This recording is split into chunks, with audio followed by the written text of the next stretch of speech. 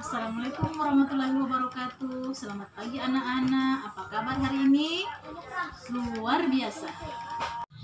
Baiklah anak-anak, sebelum kita belajar, marilah kita berdoa menurut agama dan keyakinan kita masing-masing. Berdoa dimulai. Selesai.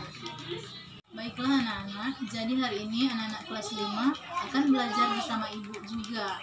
Bersama kelas 6 ya. Untuk pembelajaran kelas 5, hari ini kita akan belajar pengalaman secara tertulis berbentuk karangan.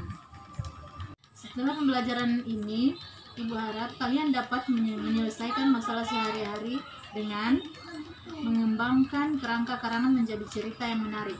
Untuk siswa kelas 6, hari ini kita akan belajar tentang mendeskripsikan gejala atau peristiwa yang terjadi di Indonesia dan negara tetangga. Ibu harapkan setelah kalian belajar, kalian dapat menuliskan minimal 4 ide pokok cerita dan dapat mengembangkan kerangka karangannya menjadi sebuah cerita yang utuh dan dipadu. Nah, ini untuk kelas 5 ya. Dan untuk kelas 6, melalui kegiatan diskusi, siswa dapat menyebutkan 2 faktor penyebab terjadinya bencana alam. Baiklah anak-anak, ada yang tahu apa itu ide pokok paragraf? Benar sekali anak-anak, ide pokok paragraf adalah kalimat utama dalam suatu paragraf. Ide pokok paragraf memiliki fungsi untuk membantu pembaca memahami pokok pikiran yang ingin disampaikan penulis. Ide pokok disebut juga pikiran utama atau gagasan utama.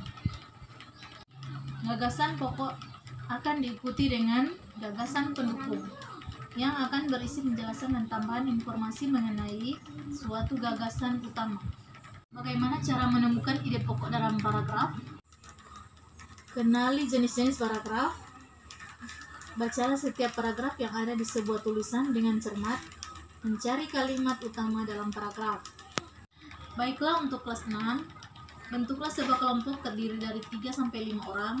Kemudian cobalah mengembangkan kerangka karangan dengan tema liburan sekolah. Buatlah kerangka tersebut menjadi cerita yang menarik. Dan untuk kelas 6, ada yang bisa menyebutkan penyebab terjadinya bencana alam? Ya, bagus sekali anak-anak. Bencana alam terjadi akibat ulah manusia itu sendiri yang disebabkan diantaranya hutan gundul, membuang sampah sembarangan, dan masih banyak lagi. Untuk kelas 6, ibu guru akan membagi kelompok yang setiap kelompoknya terdiri dari 5-6 siswa. Untuk itu, setiap ketua kelompok bisa mengambil lembar kegiatan kelompok di depan. Ya, bagus sekali. Tugas kalian kerjakan. Tugas ini bersama kelompok tentang penyebab terjadinya bencana alam yang ada di Indonesia.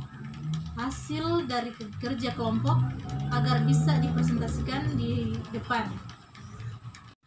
Baiklah anak-anak, semangat! Alhamdulillah.